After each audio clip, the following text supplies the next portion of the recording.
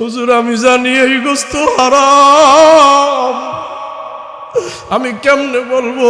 গোশত দেখে সবাই খুশি, রাত্রে জাল দিয়া রেখে দিছে। ওই মরা গরুর গোশত আজকে সকালে রান্না হইছে। হুজুর আপনার ছেলে আমার ছেলে, ওরা দুইজন বন্ধু, ছোট্ট মানুষ। আমি ঘরে গিয়া দেখি আপনার ছেলের সামনে আমার স্ত্রী ওই গোশত দিছে। হুজুর আমি যাই না শুই না, নিজের ছেলে মেয়েরে না হয় অভাবে খাওয়াই, আপনার ছেলেরে কেমনে আমি হারাম জিনিস দেই? হুজুর আমি ওর সামনে থেকে যখন প্লেট নিয়ে গেছি, এখনো পর্যন্ত আমার বিবি গোশত খায় নাই।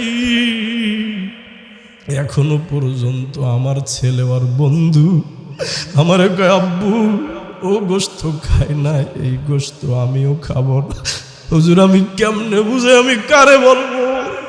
আব্দুল্লাহ ইবনে মুবারক রাস্তায় দাঁড়ায় দাঁড়ায় কান্দে আর কয় মালিক আমি ৮,০০০ দিরহাম লইছি নফল হজ করার জন্য, আর বাড়ির পাশে একজন স্ত্রী সন্তানের মুখে খাবার দিতে গিয়া ওই নর্দমায় মরা গরুর গোশত নিয়ে আসছে না, আমার নফল হজ হয় না। আব্দুল্লাহ ইবনে মুবারক বলে আমি চোখের পানি ছেড়ে দিয়া হজের জমানো ৮,০০০ দিরহাম তখন আমার সাথে আমি রওনা করব। আমি পোটলাটা তার হাতে দিছি, ভাই আমি বুঝতে পারি নাই, হাদিস পড়াই কোরআন পড়াই কত মানুষের সাথে মিশি, বাড়ির পাশে তুমি এত কষ্টে আছো জানি নাই, তাড়াতাড়ি যাও, তাড়াতাড়ি গিয়া খানাটা বন্ধ করে দাও, এই তোমার প্রয়োজন পূর্ণ করো। আব্দুল্লাহ ইবনে মুবারক বলে সন্তানরে কোলে নিয়া ঘরে আইসা দরজা বন্ধ করে দিছি। বিবি বলতেছে আপনার তো সবাই রেডি, আপনি কি হজে যাবেন না? না না, সবাই নিষেধ করে দাও। ঘটনা বড় দীর্ঘ। আব্দুল্লাহ ইবনে মুবারক বলে লজ্জায় অনুশোচনায় দুঃখে যেহেতু আমি হজে যাব, আগেই ছাত্রদেরকে বিদায় দিয়ে দিছি, সবাই জানে ৩ মাস আমি থাকবো না, আমি ঘরের মধ্যে পইরা রইলাম। যখন হজের মৌসুম শুরু হয়ে গেছে ৮ তারিখ, সবাই মিনার ময়দানে, আমি ঘরের দরজা লাগাইয়া কান্দি মালিক আমি যদি আজকে হজে থাকতাম, আমি মিনার ময়দানে থাকতাম। যখন ৯ তারিখ হয়ে গেছে, সমস্ত হাজিরা যখন আরাফার ময়দানে ঘুমায়, আমি ঘরের দরজা বন্ধ করে দিয়া কান্দি মালিক আমি আজকে যাইতে পারি নাই, আমি যদি হজে যাইতাম আমি আরাফাতের ময়দানে হাজিদের সাথে থাকতাম। ১০ তারিখ পাথরকে শয়তানকে পাথর মেরে হাজি সাহেবরা আল্লাহর ঘর তওয়াফ করে। আব্দুল্লাহ ইবনে মুবারক বলে হজের ৫ দিন আমার চোখ দিয়া শুধু পানি ঝরছে, আমি হজে যাইতে পারি নাই। ঘটনা বড় দীর্ঘ, বিখ্যাত ঘটনা। আব্দুল্লাহ ইবনে মুবারক বলেন হজের মৌসুম শেষ, আমি জানি এই দিন হাজি সাহেবরা আসবে, আমি হাজি সাহেবদেরকে স্বাগত জানানোর জন্য, ওয়েলকাম জানানোর জন্য বাড়ি থেকে বের হইলাম। যেহেতু হাজি সাহেবরা যখন হজ করে আসে, রাসূল বলে কাওয়ালাদিন ইউলাদু মাউলুদ, যখন তারা হজ করে আসে নিষ্পাপ বাচ্চাদের মতো হইয়া আসে। সুবহানাল্লাহ, তাদের থেকে দোয়া নাও। আব্দুল্লাহ ইবনে মুবারক বলে আমি আগে গেলাম তাদেরকে রিসিভ করার জন্য। প্রথম যেই কাফেলা উটের উপরে আমাকে দেইখা বলতেছে হুজুর আপনি আমাদেরকে রাইখা আগে আগে বাড়িতে আসছেন কেন? আব্দুল্লাহ ইবনে মুবারক বলে এই মিয়া বলো কি, আমি তো হজে যাই নাই। হুজুর কি বলেন? আমরা যখন মিনায় ছিলাম আপনি তো আমাদের সাথে ছিলেন। আল্লাহু আকবার।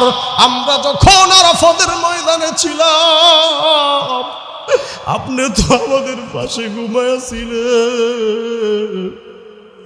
আমরা তো দেখছি আপনি পাথর মারতেছেন, আল্লাহর ঘর তওয়াফ করতেছি। আব্দুল্লাহ ইবনে মুবারক সাধারণ লোক না, ফালতু লোক না, তাম পৃথিবীর হাজার হাজার মুহাদ্দিসের উস্তাদ, বুঝে ফেলছে ঘটনা কোন জায়গায়। উনি ডাক দিয়ে কয়, মালিক, আমার ওই নফল হজের টাকা এক অসহায় গরিব দুঃখীর প্রয়োজন পূর্ণ করার কারণে মনে হয় আল্লাহ পাক রব্বুল আলামিন আমাকে একটা কবুল হজের সওয়াব দিয়ে দিছে। ও মুসলমান, আমরা বলছি না এই সকল কাজ যারা করে তোমরা তাদের হাতে আর দায়িত্ব দিও না। হুজুর তাইলে দায়িত্ব দিব কাদেরকে? আল্লাহর নবী বিশ্ব নবী রহমাতুল লিল আলামিন বলে, শোনো, আমার যখন ইন্তেকাল হয়ে যাবে আমি আমার ১.৫ লক্ষ সাহাবী রেখে গেলাম। এই ১.৫ লক্ষ সাহাবীর মধ্য থেকে আমার ৪ জন সাহাবী রাষ্ট্র চালাবে। তারা যেইভাবে রাষ্ট্র পরিচালনা করেছে, পৃথিবীর কোনো মুসলমান যদি ওইভাবে রাষ্ট্র চালায়, ওই রাষ্ট্রের ভিতরে সুখের বন্যা বয়ে যাবে। ওরে বন্ধু, আপনারাই বলছেন হুজুর আপনার কথা ঠিক, রাষ্ট্রীয় সম্পদ তাসাররুফ হয়ে গেল, জারি বানায় দিলাম, এক কথায় আঙ্গুল ফুলে কলা গাছ। কিন্তু আল্লাহর নবীর যে সকল সাহাবীরা রাষ্ট্রীয় সম্পদের দায়িত্ব পেয়েছে, তারা কেমন ভাবে দায়িত্বগুলো পালন করছে। পৃথিবীতে কোনো গণতন্ত্র, কোনো সমাজতন্ত্রে এর কোনো উদাহরণ নাই। আল্লাহু আকবার। আল্লাহর নবীর ইন্তেকাল হয়ে গেছে 2 বছর, মুসলমানদের খলিফা নির্ধারিত হইল হযরতে ওমর। সিরিয়ার পাশে একটা খুব সুন্দর দেশ, নাম হলো হিমস। ওমর রাদিয়াল্লাহু তাআলা আনহু যাকে ওখানের ডিসি বানায়, যাকে ওখানের গভর্নর বানায়, 2 মাস 3 মাস না যাইতেই তার বিরুদ্ধে জনগণ অভিযোগ দেয়। হযরতে ওমরের মেজাজ খারাপ, সবাইকে ডাক দিয়া কয় কি করা যায়, হিমসে এমন একজন গভর্নর নিযুক্ত করব যেন তার বিরুদ্ধে জনগণ কোনো অভিযোগ দিতে পারে না। ও জামালপুরের মুসলমান, অন্তরের কান লাগান। আল্লাহর নবীর সাহাবী ওমর খুঁজতেছে কারে পাঠানো যায়, কারে পাঠানো যায়।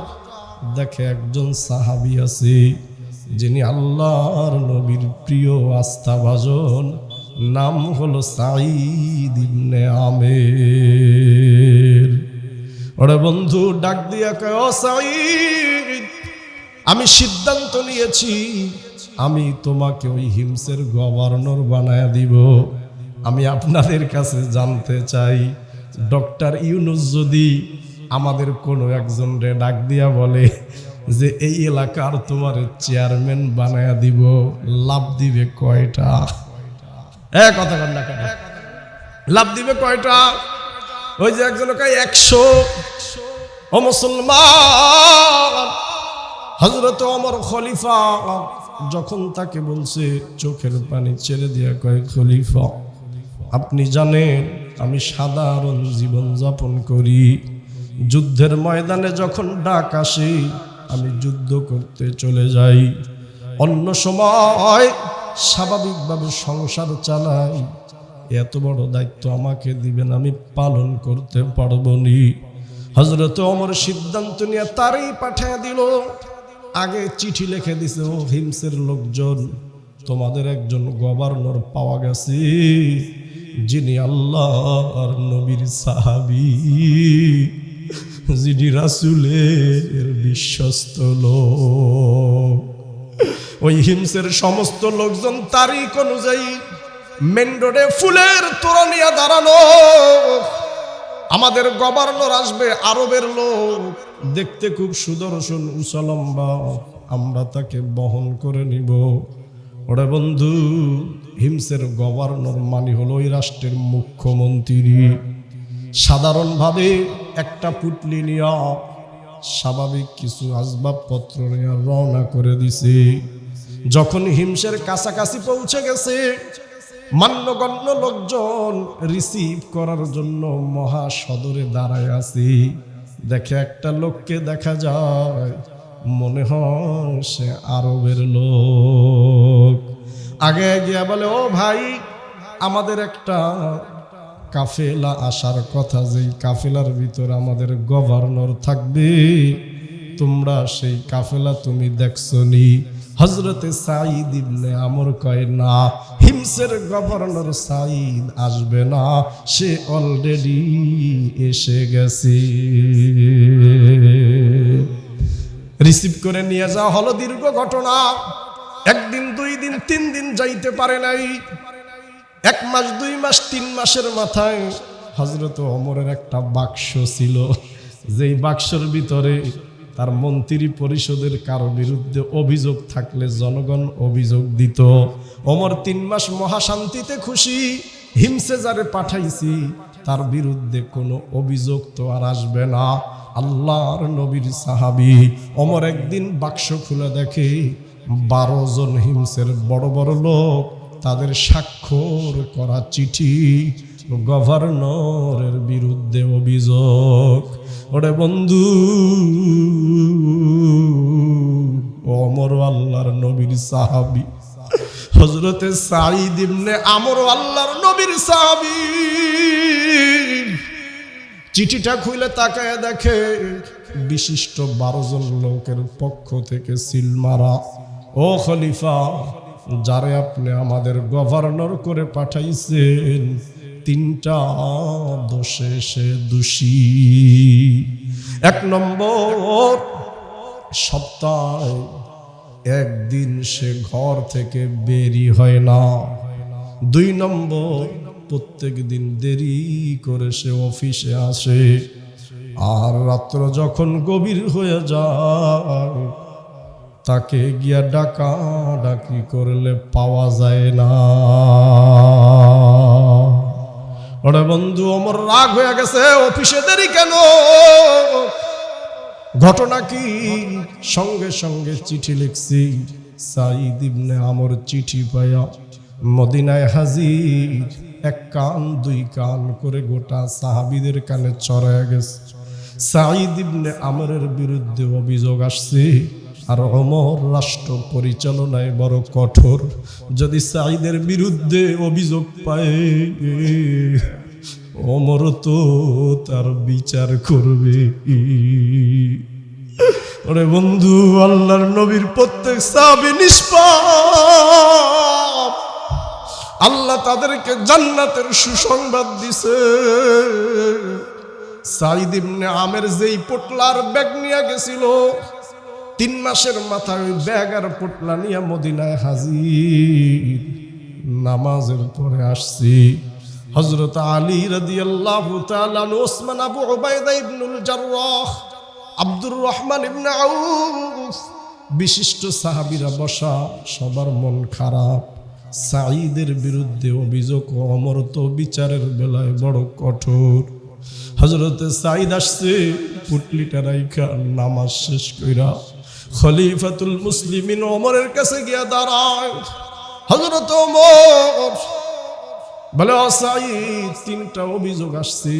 তোমারে এত সম্মান দিয়া, ইজ্জত দিয়া তোমারে বানায় দিলাম ওই এলাকার মুখ্যমন্ত্রী। ঘটনা কি? অফিসে দেরি করে যাও কেন? একই ব্যাপার। প্রত্যেক সপ্তাহে 10 দিন, 15 দিনে 1 দিন ঘর থেকে বাইর হও না কেন? রাত্রে ডাক দিলে মানুষের ডাকে সাড়া দেও না কেন? ওরে বন্ধু, সাঈদ ইবনে আমের বিশিষ্ট সাহাবীদের সামনে দাঁড়াইয়া চোখের পানি ছেড়ে দিয়ে কেউ, খলিফা, আমার অনেকগুলো ছেলে মেয়ে, আমার ঘরে কোনো কাজের লোক নাই।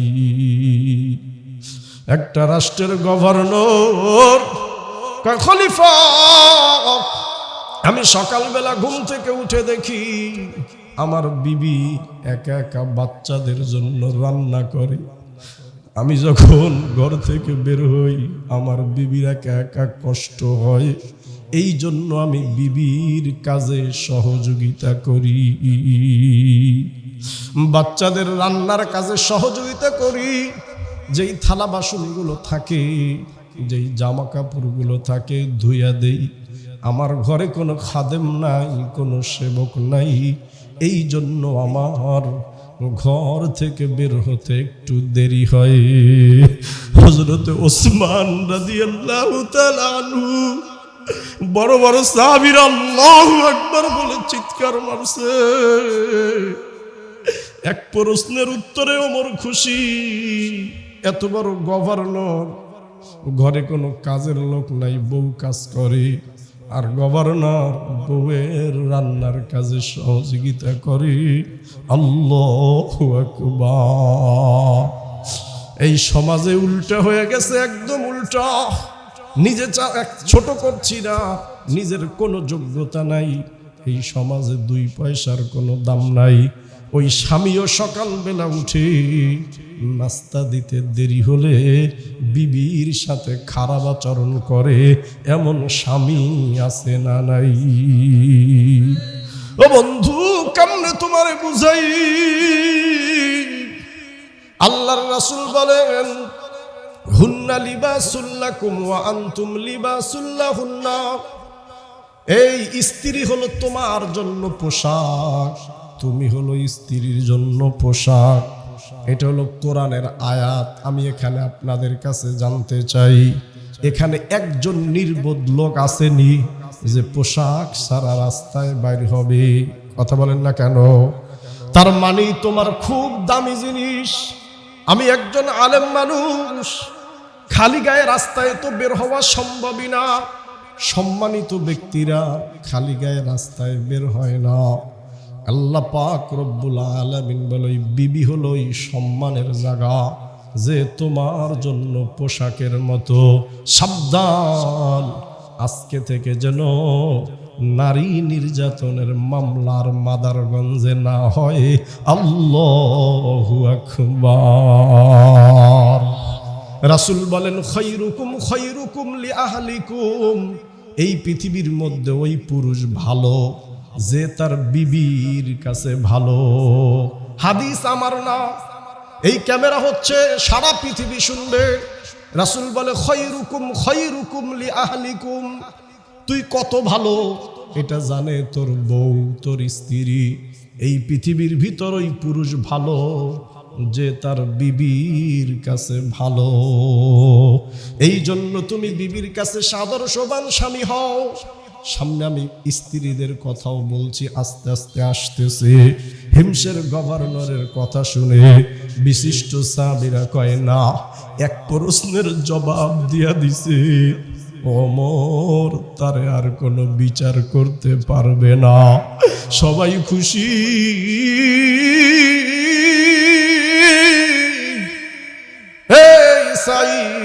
শুনছি সপ্তাহে নাকি একদিন, 10-15 দিনে একদিন ঘর থেকে বেরি হও না, ছুটি কাটাও। কারণ কি? ওরে বন্ধু, অনেকে গল্প মনে করে গল্প। সাইদ ইবনে আমের চোখের পানি ছেড়ে দি। হযরত ওমরকে কই, খলিফা আপনি আমার দিকে তাকায়া দেখেন। কই কি? কই 3 মাস আগে আমি যখন আপনার থেকে বিদায় নিছিলাম, ওই সময়ও আমার গায়ে যেই জামা, 3 মাস পরে আমার কাছে একই জামা। ও খলিফা, বাহিরে বের হওয়ার মতো এই একটা জামাই আমার আছে।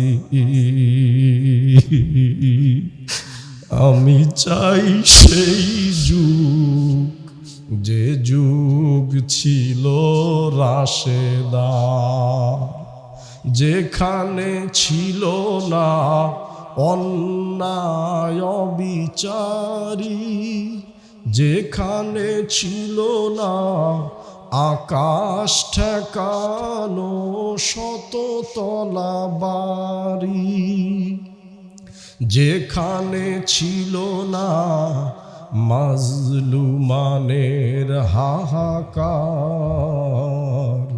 আমি চাই সেই যুগ, যে যুগ ছিল রাশেদার। খলিফা যেই জামা 3 মাস আগে আমার গায়ে ছিল, ওই জামা আমার এখনো আছে। বাহিরে যাওয়ার মতো আমার এই একটা জামাই আছে।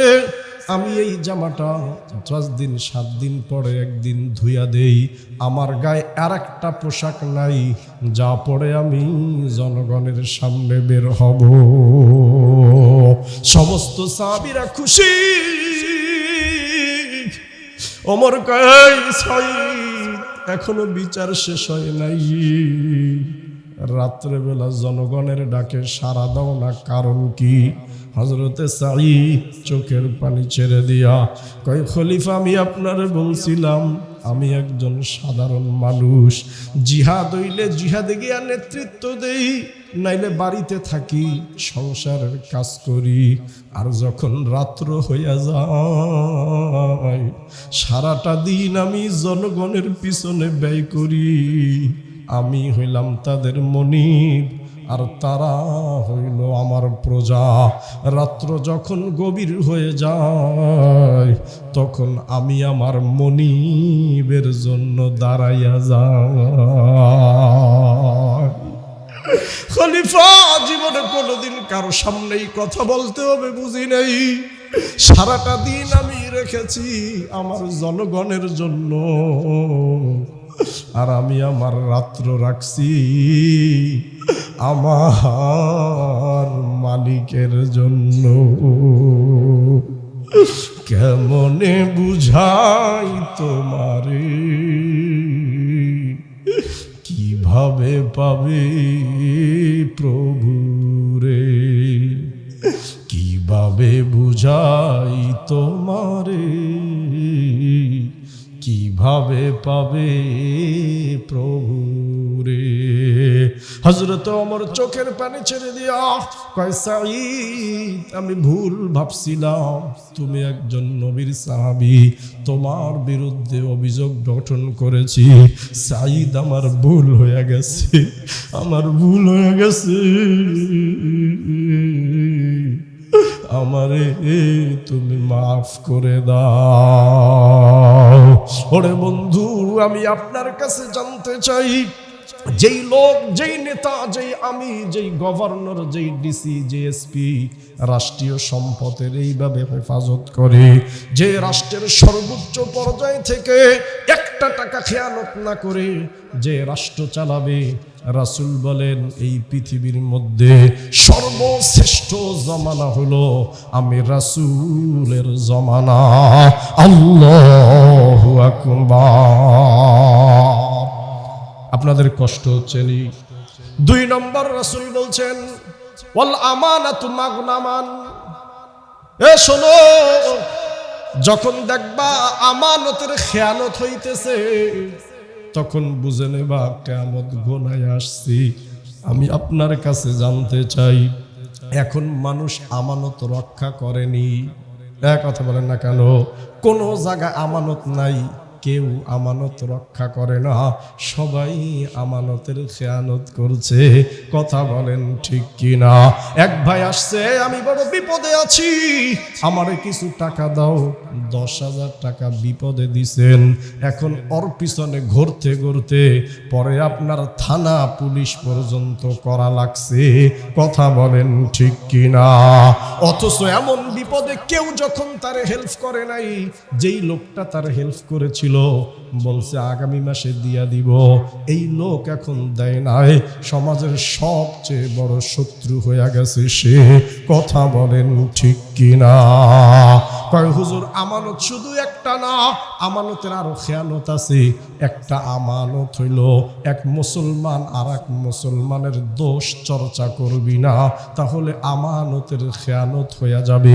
অথচ নাউযুবিল্লাহি মিন যালিক, প্রত্যেক দিন মিয়া বাজারে চায়ের দোকানে একজন আর একজনের বদনাম করে, আছে না নাই? ও বন্ধু,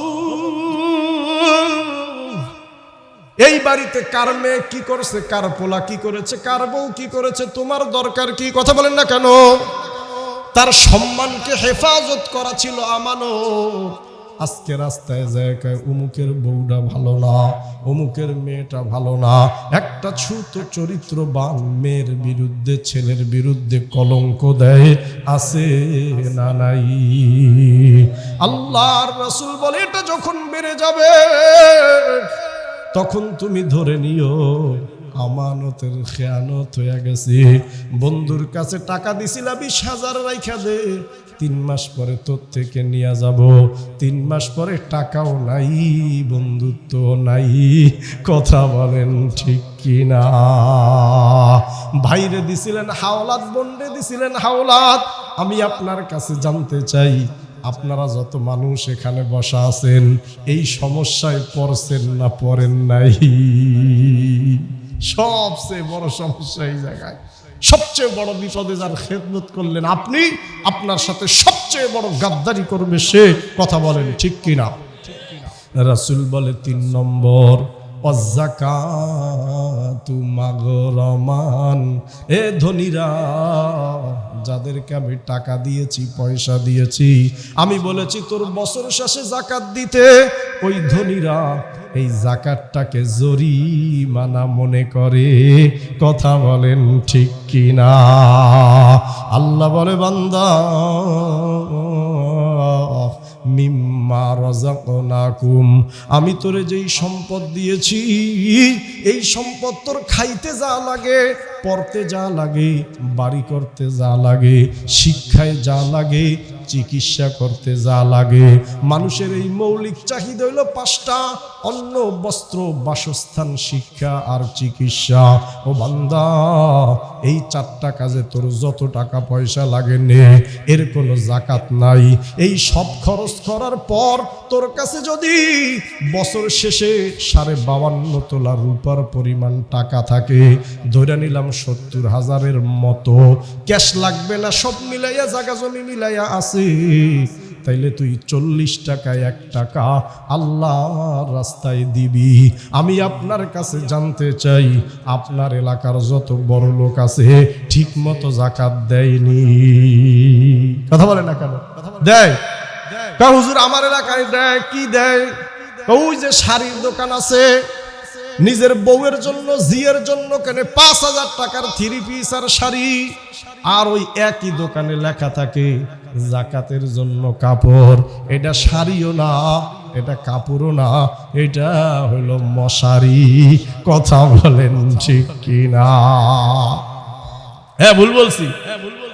আমি দাঁড়ায় রয়েছি একদিন খালের পারে, এক চাচায় দেখি আশ্চর্য জাল, খুসেন জাল, জাহি জাল, কারেন্ট জাল, সব তো চিনি। কথা কয় না? উনি এমন এক জাল নিয়ে এলাম, সেটা আমি আবার জীবনে দেখি নাই। আমি কই কি ও কাকা, এটা আবার কোন জাল? আসে আর কই এটা তুমি চিন্তা না, এটা হলো কাপুর জাল। আমি কই মানি? তোমার চাষিরে দিছে একজনে, অবস্থা এমন খারাপ, গায়ে দেওয়া যায় না, এই জন্য এটা দিয়ে আমি আর মাছ ধরি। এই সমস্যা আছে না নাই? কথা বলেন না কেন? আল্লাহ বলে তোরে আমি টাকা দিছি, তোর মৌলিক চাহিদা 5টা: অন্ন, বস্ত্র, বাসস্থান, শিক্ষা, চিকিৎসা। তোর যত খরচ লাগে কর, কোনো হিসাব আমি আল্লাহ নিব না। বছর শেষে তোর কাছে যদি 52.5 তোলা রূপার পরিমাণ থাকে, তাইলে 40 টাকায় 1 টাকা, 100 টাকায় 2.5 টাকা আল্লাহ রাস্তায় দিয়া দিবি। বান্দা, আল্লাহর রাসূল বলে শেষ জামানা আসবে, আল্লাহ তারে সম্পদ দিয়েছে, সে এই যাকাতটারে জরিমানা মনে করবে আল্লাহ আমার উপরে চাপায়া দিছে। কথা বলেন ঠিক কিনা? 2024-এ ইসলামিক ফাউন্ডেশনের রিপোর্ট আমি পড়েছি, বাংলাদেশে যত ধনী আছে তারা যদি ঠিকমতো যাকাত দেয়, এদেশে আগামী 5 বছরে আর কোনো গরিব থাকে না।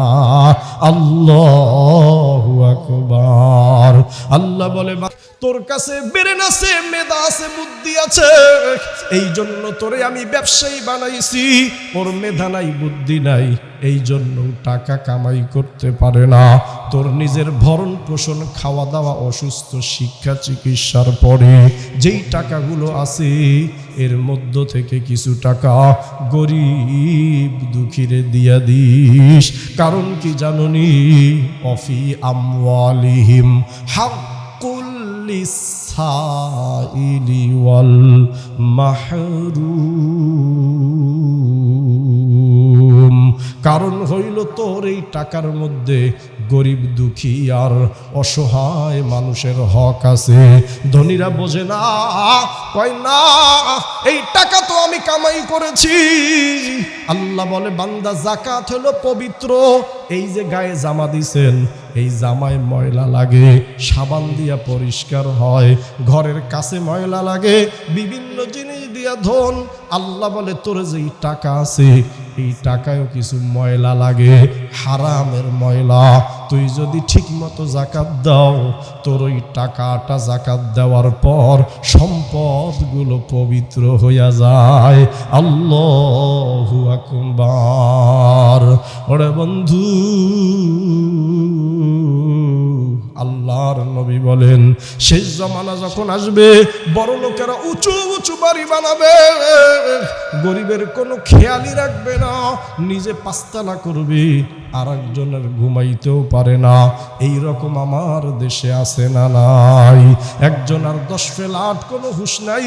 রাসূল বলে ওই জমানা যখন আসবে, দেখবা এক শ্রেণীর লোক বেশি টাকা হইছে, তারা বারবার হজ আর উমরায় যাবে। বাড়ির পাশে কত অসহায় মানুষ না খাইয়া আছে, এই দিকে তার কোনো হুঁশ নাই। কথা বলেন ঠিক কিনা? অথচ আল্লাহ বলেন হজের উপরে একবার ফরজ। 7 লক্ষ টাকা দিয়ে একবার হজে গেছোস, হজের ফরজ আদায় হয়ে গেছে। এখন যদি যাইতে মনে চায় উমরায় যা, পারলে ওই হজের জমানো নফল কিছু টাকা গরিব দুঃখী অসহায় মানুষের মাঝে বিলাইয়া দে। একবার হজে গেছো, কবুল হইতেও পারে নাও হইতে পারে, ফরজটা যেহেতু আদায় হয়ে গেছে, ওই নফল হজের টাকা যদি গরিব দুঃখী অসহায় মানুষকে দিয়া দিতে পারো, তাদের দোয়ায় আল্লাহ তোরে কবুল হজের সওয়াব দিয়া দিতে পারে। আল্লাহু আকবার। ওরে বন্ধু, এটা আমি হাদিস শুনাইয়া দিলাম।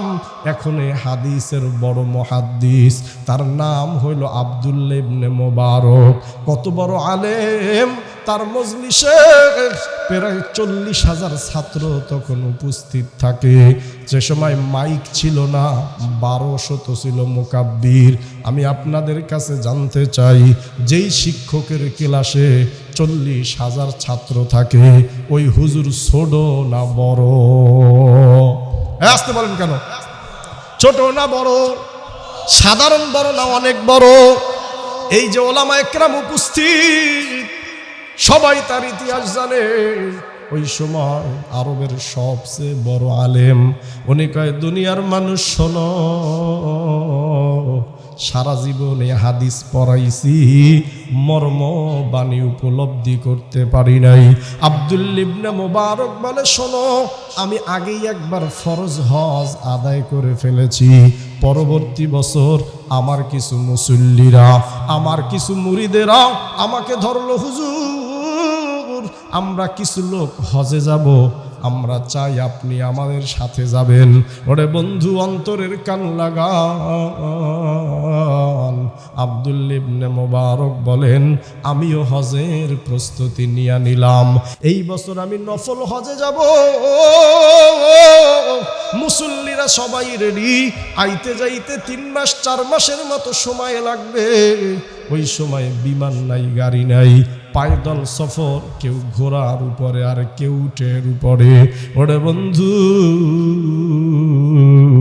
আব্দুল্লাহ ইবনে মুবারক লেখে আমি সব কিছু রেডি করে আগের দিনই যেই জায়গা থেকে আমাদের কাফেলা রওনা করবে, ওই মাঠের মধ্যে আমাদের ব্যাগ পাঠায়া দিলাম।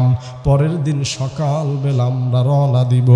ফজর নামাজ আদায় করে বিবির থেকে বিদায় নিতে যাব, সন্তানের থেকে বিদায় নিতে যাব। সবার সাথে দেখা শেষ, ঘরের মধ্যে তাকায়া দেখি আমার ছোট ছেলেটা ঘরে নাই, আমি 3 মাসের জন্য যাব, ছেলের একটু কোলে নেব, চুমু দিব, আদর করব, দোয়া করব। নাই নাই নাই নাই, কোনো জায়গায় নাই। আমি তার খোঁজ করার জন্য রাস্তায় বের হয়ে গেলাম, সমস্ত মানুষ আমার জন্য অপেক্ষায় আছে। আমি মেইন রোডে গিয়া দেখি আমার ছেলে কাঁদতে কাঁদতে আসতেছে। সকালবেলা কুলে তুলে নিলাম, বাবা এই সকালবেলা কে তোমাকে মারছে, তুমি কান্না করো কেন? ছোট্ট মানুষ কয়, আব্বু ওই যে আমাদের বাড়ির পাশে এক ভাই। কয় হ্যাঁ, ওই যে ভাই, ওই যে আঙ্কেল, তার ছোট ছেলের সাথে আমি খেলাধুলা করি।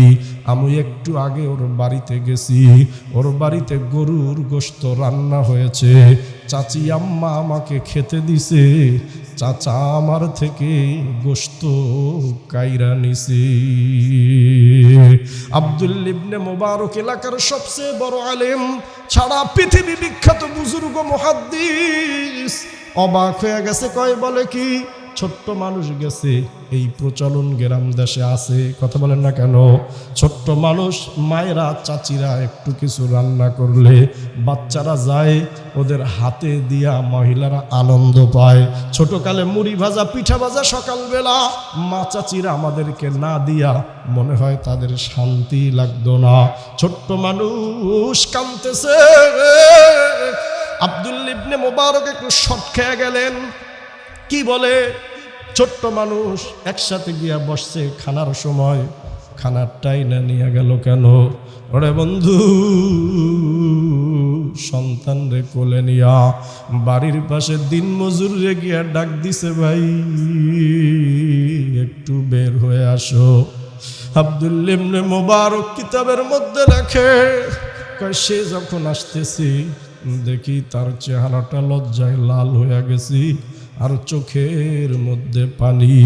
ও ভাই, আপনার ছেলের সাথে আমার ছেলে খেলাধুলা করে, ওরা দুইজন ছোট্ট বন্ধু দুষ্টমি করে, আপনার ঘরে নাকি সকালবেলা রুটি আর গোশত খান।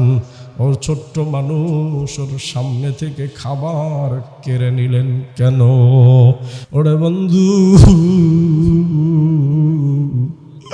কেমনে আপনারে বুঝাই?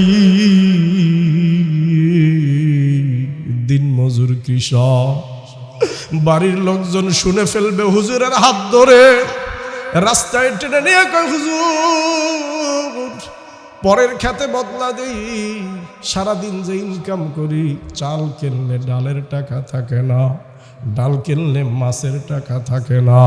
কতদিন হয়েছে বিবি বলছে একটু গোশত আইনো, যদি গোশত আনতে যাই তেল আর চালের টাকা হয় না। হুজুর গতকাল রাত্রিবেলা আমি কাজ শেষ করে সন্ধ্যায় যখন বাড়িতে ফিরে আসতেছি, দেখি ওই খালের পাশে একটা মরা গরু পইরা আছি। হুজুর চারিদিকে তাকায় দেখি কেউ নাই। আমি ওই মরা গরু থেকে কিছু গোশত নিয়ে আসছি। দুনিয়ার কেউ দেখে নাই। হুজুর আমি জানি এই গোশত হারাম, আমি কেমনে বলবো? গোশত দেখে সবাই খুশি, রাত্রে জাল দিয়া রেখে দিছে। ওই মরা গরুর গোশত আজকে সকালে রান্না হইছে। হুজুর আপনার ছেলে আমার ছেলে, ওরা দুইজন বন্ধু, ছোট্ট মানুষ। আমি ঘরে গিয়া দেখি আপনার ছেলের সামনে আমার স্ত্রী ওই গোশত দিছে। হুজুর আমি যাই না শুই না, নিজের ছেলে মেয়েরে না হয় অভাবে খাওয়াই, আপনার ছেলেরে কেমনে আমি হারাম জিনিস দেই? হুজুর আমি ওর সামনে থেকে যখন প্লেট নিয়ে গেছি, এখনো পর্যন্ত আমার বিবি গোশত খায় নাই। এখনো পর্যন্ত আমার ছেলে আর বন্ধু আমার কয়, আব্বু ও গোশত খায় না, এই গোশত আমিও খাবো না। হুজুর আমি কেমনে বুঝে, আমি কারে বলবো? আব্দুল ইবনে মুবারক রাস্তায় দাঁড়ায় দাঁড়ায় কান্দে আর কয়, মালিক আমি 8,000 দিরহাম লইছি, নফল হজ করার জন্য, আর বাড়ির পাশে একজন স্ত্রী সন্তানের মুখে খাবার দিতে গিয়া ওই নর্দমায় মরা গরুর গোশত নিয়ে আসছে। না, আমার নফল হজ হয় না। আব্দুল্লাহ ইবনে মুবারক বলে, আমি চোখের পানি ছেড়ে দিয়া হজের জমানো ৮,০০০ দিরহাম তখন আমার সাথে আমি রওনা করব। আমি পোটলাটা তার হাতে দিছি। ভাই, আমি বুঝতে পারি নাই, হাদিস পড়াই, কোরআন পড়াই, কত মানুষের সাথে মিশি, বাড়ির পাশে তুমি এত কষ্টে আছো জানি নাই। তাড়াতাড়ি যাও, তাড়াতাড়ি গিয়া খানাটা বন্ধ করে দাও, এই তোমার প্রয়োজন পূর্ণ করো। আব্দুল্লাহ ইবনে মুবারক বলে, সন্তানরে কোলে নিয়া ঘরে আইসা দরজা বন্ধ করে দিছি। বিবি বলতেছে, আপনার তো সবাই রেডি, আপনি কি হজে যাবেন না? না না, সবাই নিষেধ করে দাও। ঘটনা বড় দীর্ঘ। আব্দুল্লাহ ইবনে মুবারক বলে, লজ্জায়, অনুশোচনায়, দুঃখে যেহেতু আমি হজে যাব, আগেই ছাত্রদেরকে বিদায় দিয়ে দিছি। সবাই জানে 3 মাস আমি থাকবো না, আমি ঘরের মধ্যে পইরা রইলাম। যখন হজের মৌসুম শুরু হয়ে গেছে 8 তারিখ, সবাই মিনার ময়দানে, আমি ঘরের দরজা লাগাইয়া কান্দি, মালিক, আমি যদি আজকে হজে থাকতাম, আমি মিনার ময়দানে থাকতাম। যখন 9 তারিখ হয়ে গেছে, সমস্ত হাজিরা যখন আরাফার ময়দানে ঘুমায়, আমি ঘরের দরজা বন্ধ করে দিয়া কান্দি, মালিক, আমি আজকে যাইতে পারি নাই, আমি যদি হজে যাইতাম, আমি আরাফাতের ময়দানে হাজিদের সাথে থাকতাম।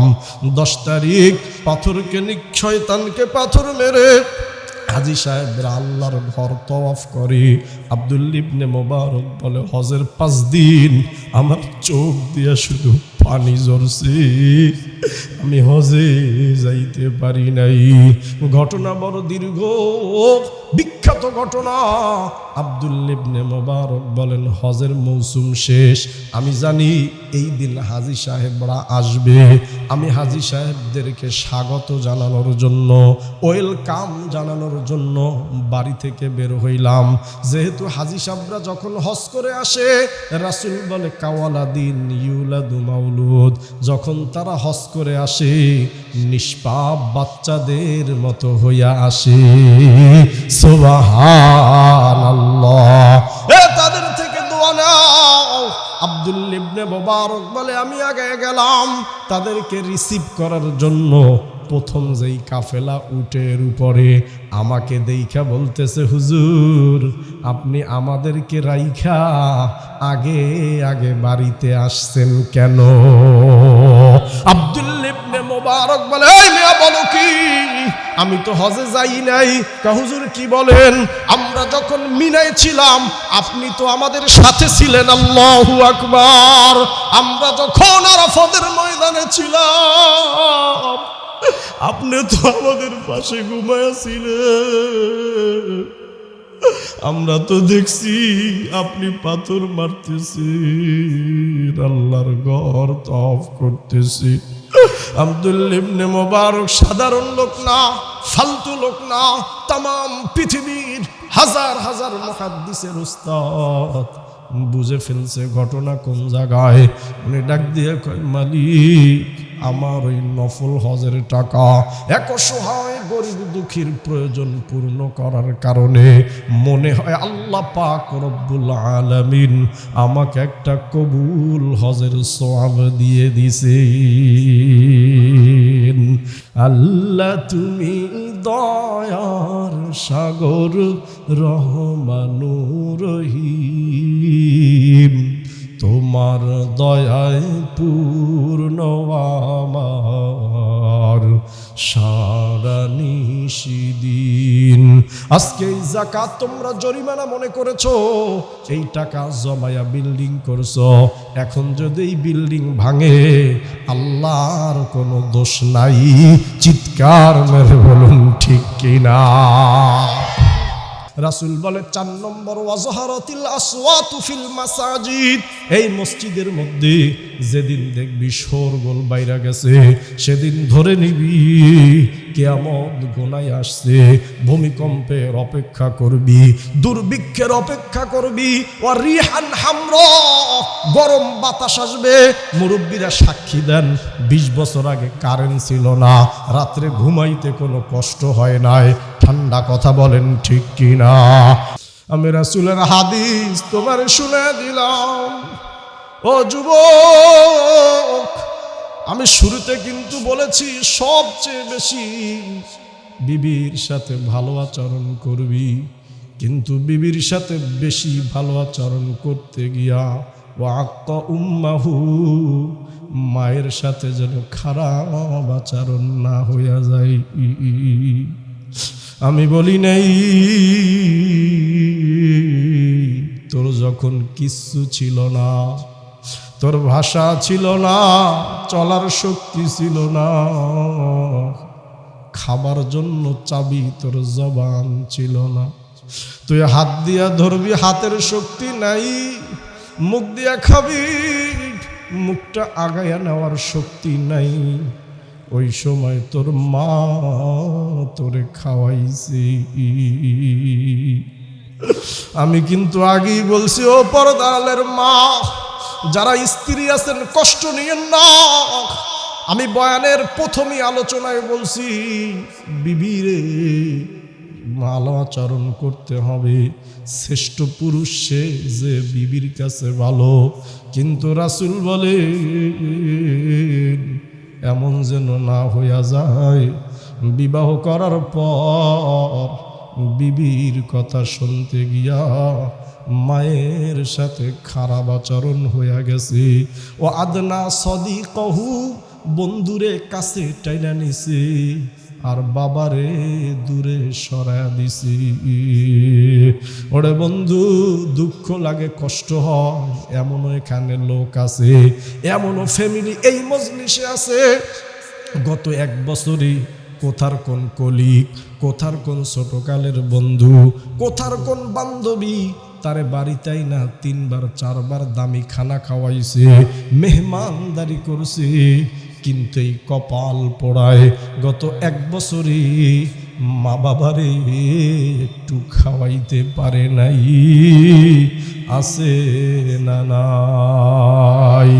আমি বলি নাই। আল্লাহর নবী বিশ্ব নবীর কাছে এক সাহাবী আসছে, আয়েশা কয়, নবী মাল আহাক্কু বিহুসনি সুহবাতি, ও নবী আমি জানতে চাই এই পৃথিবীর মধ্যে সবচেয়ে আমার ভালোবাসা বেশি কে পাবে? মাল আহাক্কু বিহুসনি সুহবাতি, হে নবী আমি আপনার কাছে জানতে চাই এই পৃথিবীর ভিতরে সবচেয়ে আমার সাহচর্য, আমার ভালোবাসা কে পাবে? এ নবী আমি যেই টাকা পয়সা ইনকাম করি এই টাকার সবচেয়ে বেশি হকদার কে? আল্লাহর নবী বিশ্ব নবী বলেন, আনতা ওয়া মালুকা লিআবিক, তুই এবং তোর যত টাকা সব হইল তোর বাবার, আর তোর সবচেয়ে বেশি ভালোবাসা এই দুনিয়ায় পাবে তোর মা। ওরে বন্ধু, আমি কেমনে আপনারে বুঝাই? আমার নবী যখন এই হাদিস বলছে, এরপরে আজকে যখন আমি আপনাদেরকে শুনাইতেছি, এখন 1450 বছরের গ্যাপ। তার মানে আল্লাহর নবী জানতেন একটা জমানা আসবে সন্তান মায়ের সাথে দাসীর মতো আচরণ করবে। আল্লাহর নবী জানতেন একটা জমান আসবে যেই লোকটা ওরে লেখাপড়া করাইয়া খাওয়াইয়া বড় করে মানুষ বানায় দিছে, ওর জন্য ঘর বাড়ি বিবাহ শাদী করাইয়া দিছে, ওরে বিদেশে পাঠিয়ে দিছে, 5-10 লক্ষ টাকা খরচ করে ওরে চাকরি দিয়া দিছে। ওই সন্তানটাই একদিন ওই বাবার সাথে খারাপ আচরণ করবে। ওরে বন্ধু, না না, আল্লাহর নবী বিশ্ব নবী রাহমাতুল লিল আলামিন হাদিসের মধ্যে বলে, শোন, যার ঘরে মা আর বাবা আছে, ওই কোন সন্তান যদি ইল্লা নাজরা, কোন সন্তান যদি মা বাবা বেঁচে আছে, মা কাজ করতেছে, বাবা কাজ করতেছে, কোন ছেলে মেয়ে গিয়া যদি মায়ের চেহারার দিকে তাকায় আর ভাবে এই মা আমার কষ্ট করে মানুষ করেছে আর বাবা কাজ করতেছে, যুবক তুই একবার যদি বাবার চেহারার দিকে তাকাও, রাসূল সাল্লাল্লাহু আলাইহি ওয়াসাল্লাম বলেন, বিকুল্লি নাজরাতিন হাজ্জাতাম মাবরুরা, প্রত্যেক একবার তাকানোর বিনিময়ে আল্লাহ তোরে কবুল হজের সওয়াব দিয়া দেয়। ওরে বন্ধু, মাহফিল শেষে বাড়িতে গিয়া তুমি তোর মাকে পাবা, চাইলেই মায়ের দিকে তাকাইতে পারবা। এখানে এমন ভাই বন্ধু আছে, আজকে মাহফিল শেষ হবে, বাড়িতে যাবে, হয়তো বাবা এখনো তার পাশে আছে, চাইলে এখনই বাবার দিকে এক নজর তাকাইতে পারবে, কিন্তু এখনো এমন সন্তান আছে তামাম পৃথিবীর বিনিময়েও আর মায়ের দেখতে পারবে না। এখানে আমার মতো এমন সন্তান আছে তামাম পৃথিবীর বিনিময়েও আর বাবারে একবার দেখতে পারবে না। ওরে বন্ধু, তোমার মা সেই জন্য তোমার গুরুত্ব নাই, তোমার বাবা আছে এই জন্য তোমার কোনো গুরুত্ব নাই। আজকে মিয়া বাজারের জমিনে এমনও ভাই আছে, পর্দার আলে এমনও বোন আছে, কান্দে আর কয় হুজুর ঠিক। অনেক বোন আছে কয় গত বছর এই মাহফিলে আসছি, আগের বছর আসছি, মা ছিল আব্বা ছিল, বাড়িতে আসছি, মা একটা ভালো কিছু খাওয়ানোর জন্য পাগলের মতো হয়ে গেছি।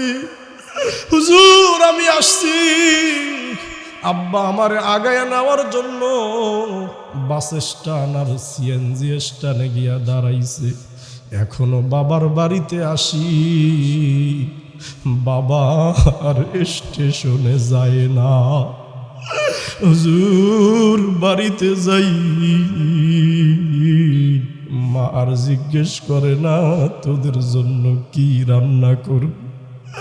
ওরে বন্ধু, ঢাকায় লেখাপড়া করেছি, আল্লাহর কসম যতদিন বাড়িতে গেছি 2003 থেকে 2016 ঢাকায় আমি লেখাপড়া করেছি, হেফজ থেকে মুফতি আল্লাহকে সাক্ষী রেখে বলছি, যতদিন বাড়িতে গিয়েছি ওই স্টেশনে আব্বা গিয়া দাঁড়ায় আছি, এখনো বাড়িতে যাই, কত মানুষ রিসিভ করার জন্য আসে, কত মুরব্বীরা আসে, কত চাচারা আসে, বাবা নাই।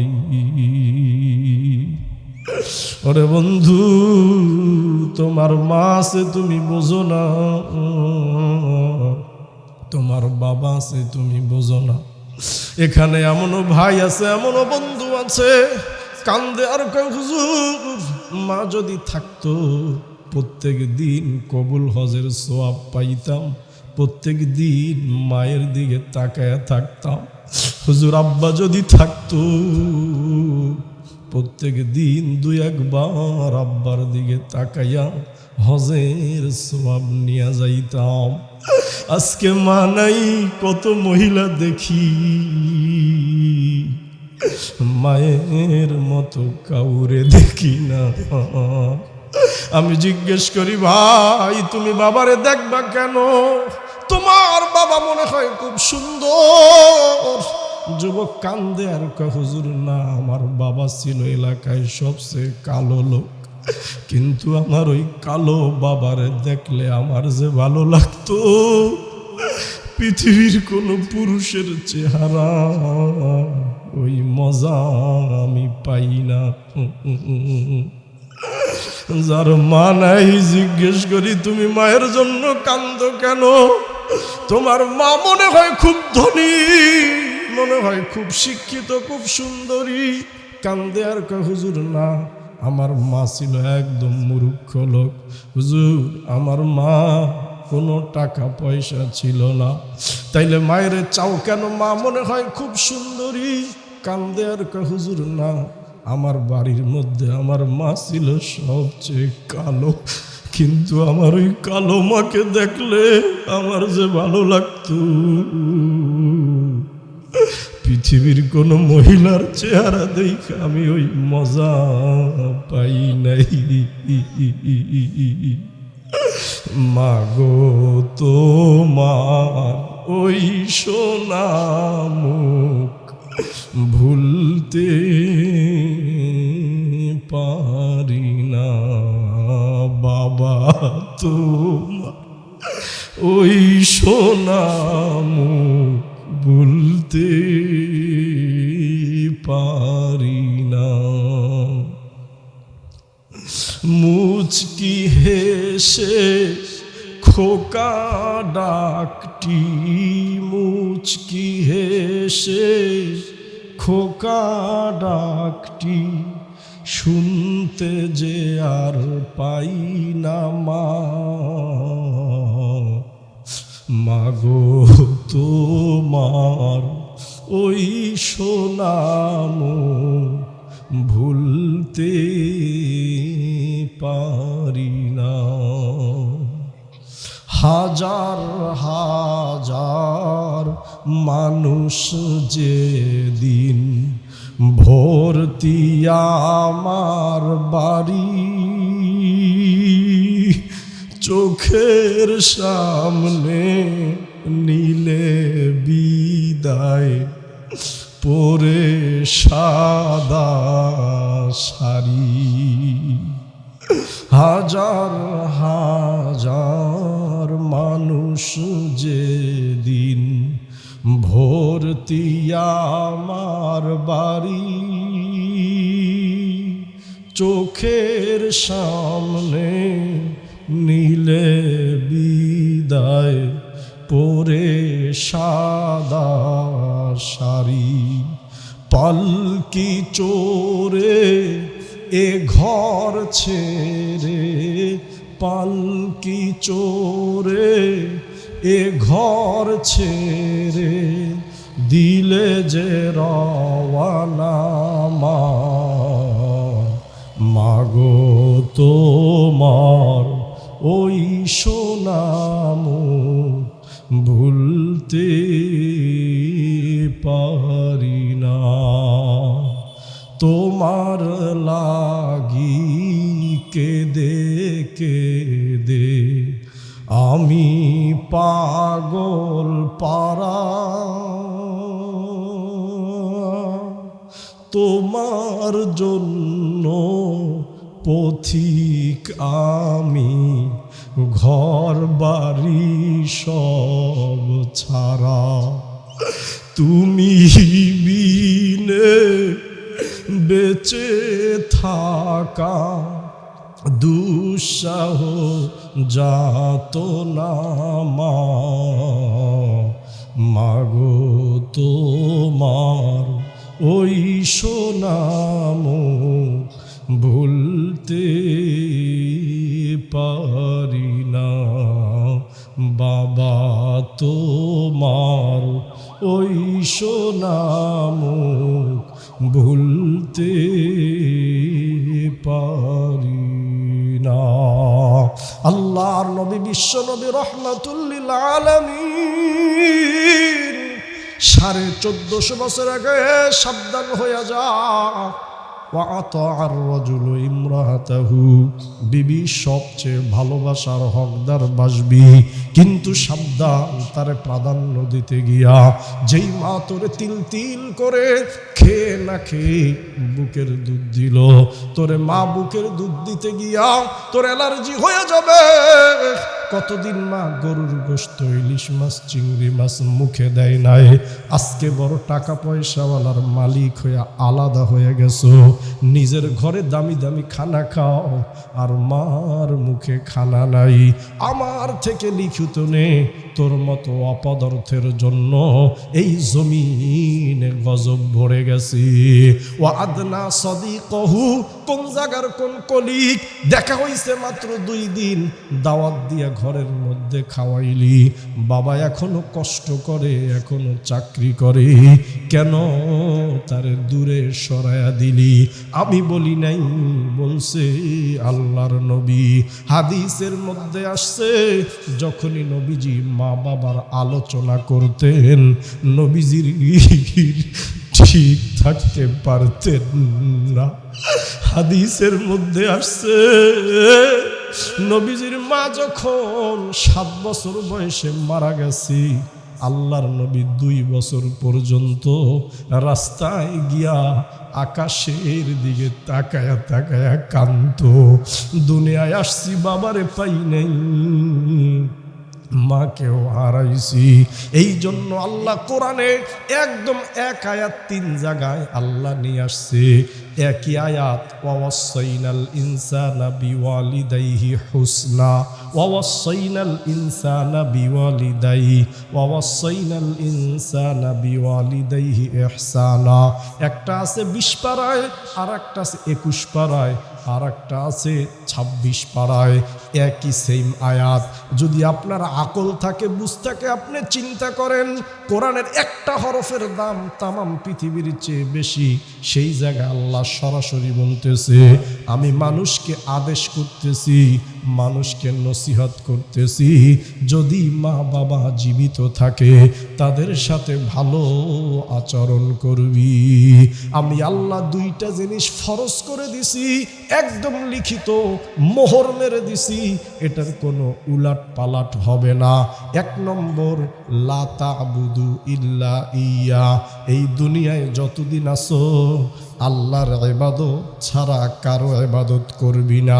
2 নম্বরে একই আয়াতে আল্লাহ তার নিজের ইবাদতের পরে বলেন, ওয়াবিল ওয়ালিদাইনি ইহসানা, দুনিয়ায় যতদিন আছো মা বাবা যদি থাকে ভালো আচরণ করবি, খারাপ আচরণ করবি না। ওয়ালা তানহারহুমা, তাদেরকে ধমক দিবি না। ওয়ালা তাকুল্লাহুমা উফিন, উফ মানে হলো বিরক্তি ভাব প্রকাশ করা, এই বিরক্তি ভাব পর্যন্ত বাবার সামনে করবি না। কারণ তোরে নিয়ে বাবা মা কত বিরক্ত হয়েছে, এই কারণে তোরে থাপ্পড় দেয় নাই, তোর গালে চর দেয় নাই। এখান থেকে মাদারগঞ্জ গেছো, বাসে গরু দেখছো, আব্বা এটা কি বলে দিছে গরু।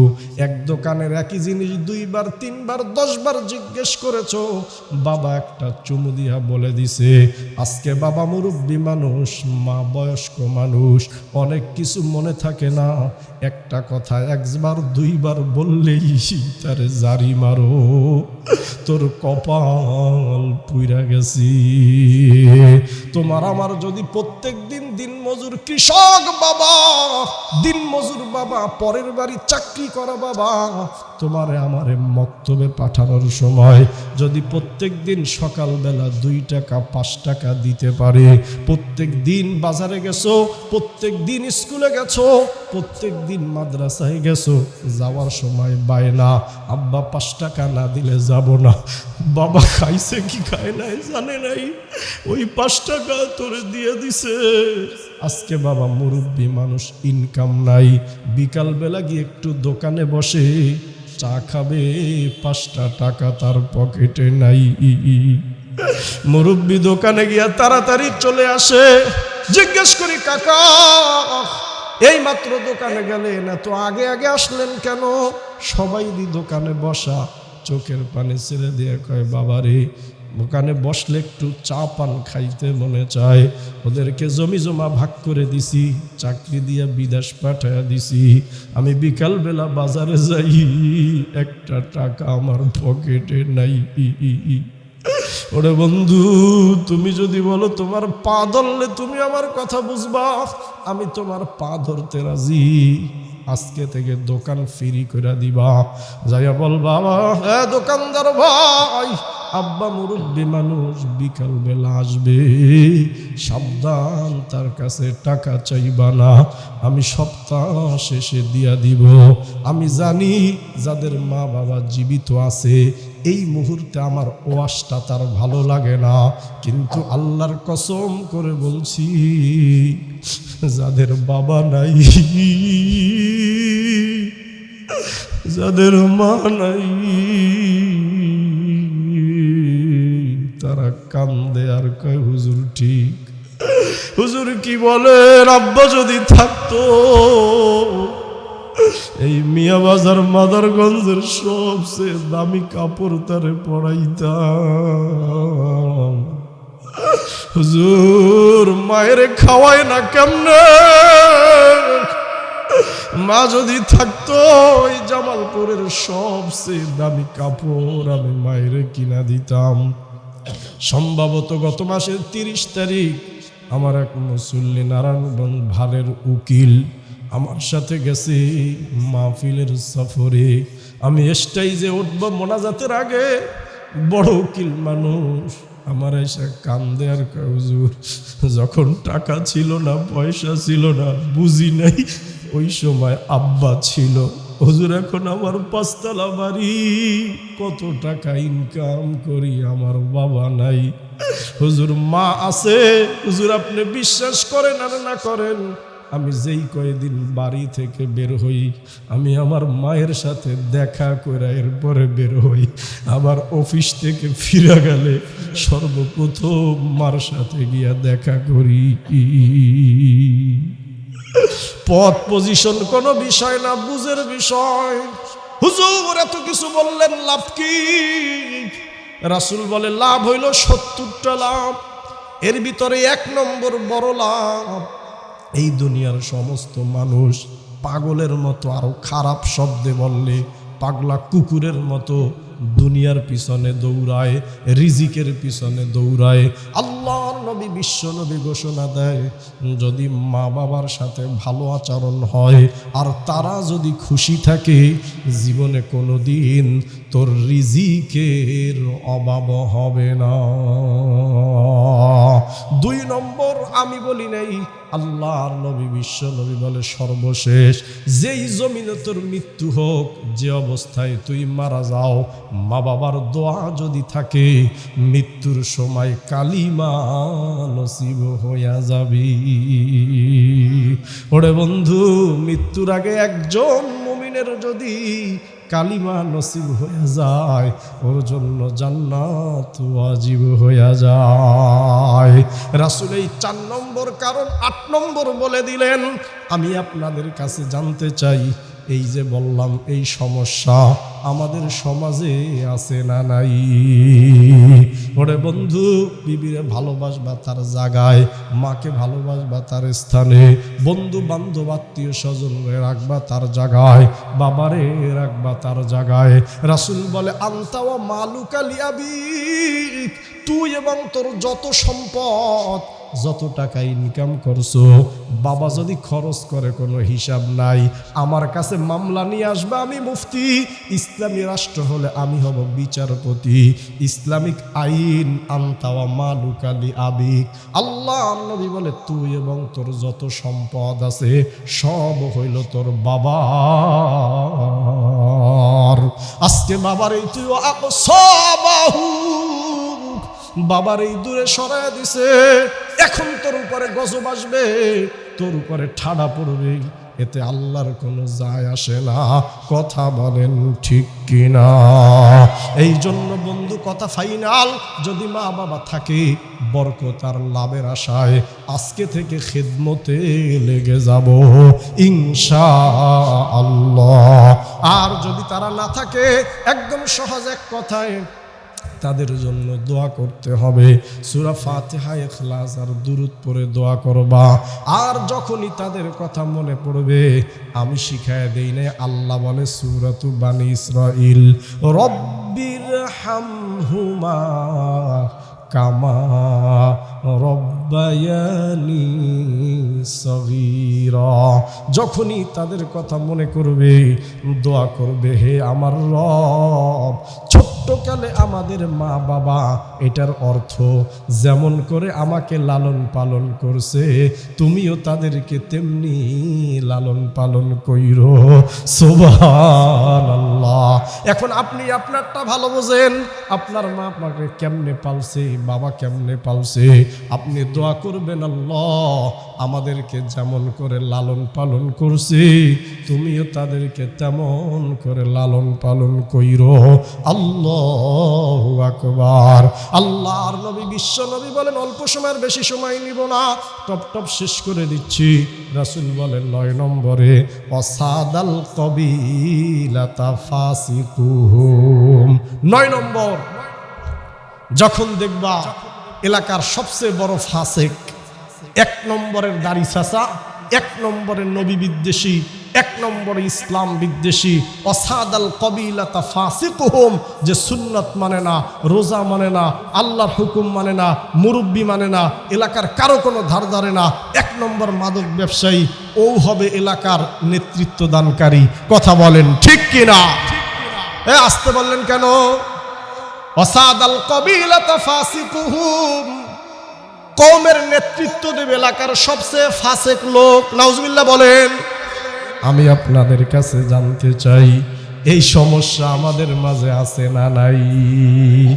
এরপরে রাসূল বলেন, ওয়াকানা জাইমাল কওমি আরযালুহুম, ওয়াকানা জাইমুল কওমি আরযালুহুম। এত কয়দিন যেই ছিল 1 নম্বরের চোর, যেটার এলাকার সবাই মিলে ধরে বাঁশডলা দিছে, কওমের সবচেয়ে নিকৃষ্ট লোকটা হইয়া যাবে কওমের নেতা। কথা বলেন ঠিক কিনা?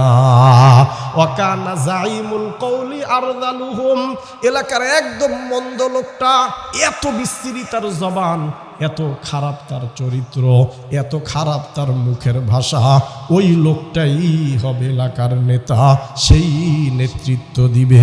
কথা বলেন ঠিক কিনা?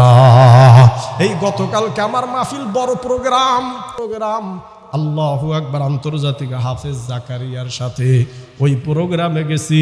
লোক হওয়ার কথা ছিল 5000, দেখি এক পাশ খালি। ঢুকে বললাম, ঘটনা কি, মানুষ নাই কেন? আমার অবাক করে দিয়ে মাহফিল কমিটি কয়, হুজুর মাহফিলে যেই লোকটারে আহ্বায়ক রাখছি, এই লোকটার কারণেই জনগণ আসে নাই। এই লোকটা এলাকার 1 নম্বরের সাদাবাজ। কথা বলেন ঠিক কিনা? এই কওমের সবচেয়ে বড় চোর ছিল, বাটপার ছিল, মাদক কারবারি ছিল, যার এলাকার মানুষ ছিল তষ্ট। ওই এলাকায় ওইটাই কয়দিন পরে যখন দেখবি নেতা হইয়া গেছে, তখন বুঝে নিবি সমাজ নষ্ট হইয়া গেছে। কথা বলেন ঠিক কিনা?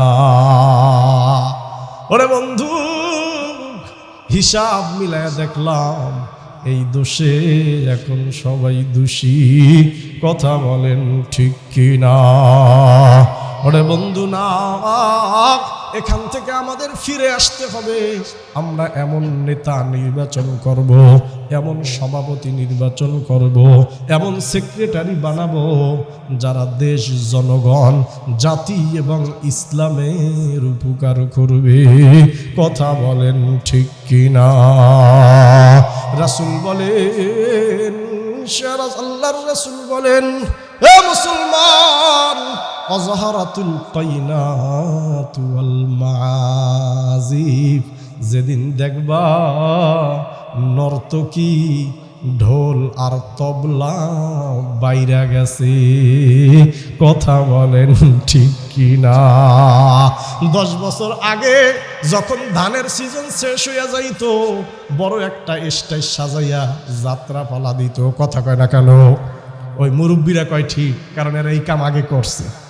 কথা কয় না, পোলাপান একটাও ঠিক কয় না, কারণ এখন এটা কমে গেয়া বাংলাদেশের সব পোলাপান এই যাত্রা পাত্রা বাদ দিয়া এখন মাহফিল দেওয়া শুরু করছে। আল্লাহু আকবার বলেন।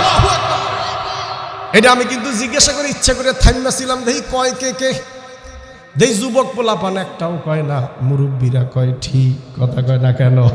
ধান যখন উঠে যাইতো সবার পকেটে টাকা, গোলা ভরা ধান, গরু আর মহিষ একটা জবাই দিয়া নর্তকিয়াই না স্টার সাজায়া নাচ দেখাইতো, কথা বলেন ঠিক কিনা? আল্লাহর নবী বিশ্ব নবী মহাজ্ঞানী কয় ওয়াজহারাতিল কাইনাতু ওয়াল মাআজিব, যেদিন দেখবি গান আর বাদ্য বাইরা গেছে। নবী যখন এই হাদিস বলেছে, মানুষ কয় মোহাম্মদ বলে কি এই কোন কোন জায়গায় গান হয়? ওই সারা বছরে এক জায়গায় গান হয়। এখন আমি একটা কিতাব পড়লাম, আধুনিক বিজ্ঞান আর হাদিস, এখন আমি মিলায়া দেখছি আমার নবীর কথা ঠিক। আগে সারা বছরে মাদারগঞ্জে যাত্রাপালায় মেয়ে নাচতো 3 জায়গায়, এখন মেয়ে নাচে সবার মোবাইলে, কথা বলেন ঠিক কিনা? ওরে আল্লাহ, সব লজ্জা পাইছে, কি কইলেন কথা না, কথা বলেন না কেন? তাহলে হাদিস মিলছে নি? রাসূল বলছে ওয়াজহারাতিল কাইনাতু ওয়াল মাআজিব। গতকালকে আমি ছিলাম একটা বাংলোতে, ওই যে সরকারি বাংলো রাখে না প্রত্যেক জেলায়, হ্যাঁ, সেখানে আমাদেরকে নিয়ে রাখছে 2 জনকে। আশ্চর্য হয়ে যাবেন, 4 তলায় লিফটে উঠছি, লিফটে টিপ দিছি, এখন দিয়ে লিফটের ভিতরেও গান বাজে, কথা কয় না? আমি যে বাসায় থাকি ওইটাই লিফট আছে, গান টান বাজে না 4 তলায়। এই লিফটে সুইচ টিপ দিলাম 3-এ, যেই ওঠা শুরু করছে টং টং টং টং শুরু করছে। নাউজুবিল্লাহ। নবীজি কয় আসছে সময়, অজহারাতিল কাইনাতু ওয়াল মাআজিব, যেদিন দেখবি নর্তকী বাইরা গেছে আর গান বাদ্য বাইরা গেছে। মসজিদে গেলাম নামাজের জন্য, আমি হইলাম প্রধান বক্তা। কয় হুজুর আপনি আগায়া যান। নামাজে যেই করলাম আল্লাহু আকবার, নামাজে দাঁড়াইছি, দেখি একজন মুরব্বির মোবাইলে বাজতেছে, বন্ধু তুমি আমার ভাদ্র মাসের পূর্ণিমারি চাঁদ। একজন আর নামাজ আসেনি, বড় হুজুরেরও নামাজ বাদ, কথা কয় না? ভুল বলছি? কথা যদিও হাসির চলে সত্য, কথা বলেন না কেন? এই সমস্যা আসেনি। এই গান আবার আমাকে পোলাপান জানে না, এটি আবার মুরব্বীরা জানে, কথা কয় না? আগের গান। মুসলমান কেমনে তোমারে বুঝাই, কি বললে তোমরা বুঝবে? আমি 2টা উদাহরণ দেব, একদম সাধারণ। আপনারা যারা শহর ওঠেন লিফটে, সুইচ টিপ দিলে লিফটে উঠে যায়, নাউজুবিল্লাহ, ওই লিফটে যে উঠতেছে এটার ভিতরে বাজনা দিয়া রাখছি, কথা বলে না কেন? এখন মসজিদের ভিতরে মুয়াজ্জিন দাঁড়ায় বলে, এই যারা মসজিদে আসছেন নামাজ শুরু হইতেছে, সামনের কাতার পূর্ণ করেন, মোবাইল ফোন বন্ধ করেন, কথা বলেন না কেন? উদ্দেশ্য হলো এই জায়গায় এদিকে ইমাম সাহেব সূরা পড়তেছে, সূরা ফাতিহা, আর ওদিকে মমতাজ গান গায়, কথা কয় না? এই জন্য আমার মসজিদে সিস্টেম করে দিছে আবার ভিন্ন, একটা ডিভাইস লাগাই দিছি, ডিভাইস। মসজিদে ঢুকলে অটোমেটিক সবার মোবাইল বন্ধ, কথা কয় না? ভুল বলছি নি? কথা কয় না? আর প্রত্যেক মসজিদে ওই সিস্টেম চালু করতে হবে, ডিভাইস, যে ঢুকবে মোবাইল বন্ধ, গান টান আর বাজবে না। আমার নবী বিশ্ববিজ্ঞানী, আমি শুরুতে বলছিলাম, কথা বলেন না কেন? আল্লাহর নবী 1450 বছর আগে বলছে বাইরে যাবে। আমি এই ওয়াজ যদি 90 সালে করতাম, সবাইকে তো হুজুর কই বাড়ছে কই, সারা বছর কোনো গান টান নাই, বছরে একদিন একটু যাত্রা দেই, তাও আপনারা বিরোধিতা করেন। এখন আমি হিসাব মিলায়া দেখছি সবার মোবাইলে নর্তকী নাচে আর গানের আওয়াজ, কথা বলেন ঠিক কিনা? ওরে বন্ধু, 12 নম্বরে রাসূল বলে, শোন, অজহারাতিল খুমুর, অজহারাতিল খুমুর, অশুরিবাতিল খুমুর, মাদক বাইরা যাবি। কি বাড়বে? কথা কয় না কেন? মাদক। সারা জীবন আমরা একটা জিনিসের নাম জানতাম, মদ, কথা বয় না? এখন শুনি ইয়াবা, গাজা, বাবা, মদ, হিরণ, তারি, ফেন্সি, কথা কয় না? হুজুর এত খবর আপনি জানেন কেমন? আমার ওয়াজ করা লাগে, আমার জানা লাগবে না? কথা বলেন না কেন? তাহলে আমার পড়ালেখা করা লাগে, গভীর মনোযোগ। সাইনবোর্ড থেকে চিটাগাং রোড, ঢাকা থেকে বের হওয়ার একটা রাস্তা, আপনি অবাক হয়ে যাবেন। দুই পাশে যেই রকম মাদ্রাসা, দুই পাশে আবার দেখি লেখা মাদক নিরাময় কেন্দ্র। আমি একজন আলম মানুষ, আমার দৃষ্টিভঙ্গি এক, আপনার দৃষ্টিভঙ্গি আর এক। চিন্তা করে দেখলাম মুসলমানের দেশে কেন মাদক থেকে ছাত্রদেরকে ফিরানোর জন্য আবার কেন্দ্র করা লাগবে? তার মানে কি পরিমাণ ছেলে মেয়ে মাদকে আসক্ত। রাসূল বলে কিয়ামত ঘনায় আসবে, ভূমিকম্প হবে, বাতাস গরম হয়ে যাবে, যখন দেখবি ওয়াশুরিবাতিল খুমুর, মদ মাদক যত জিনিস আছে মানুষ পান করবে। কয় হুজুর আমি মদ খাই না। তুমি মদ ঠিকই খাও না, কিন্তু যত জিনিস মাদক সৃষ্টি করে সবই হইল হারাম। কয় হুজুর দলিল কি?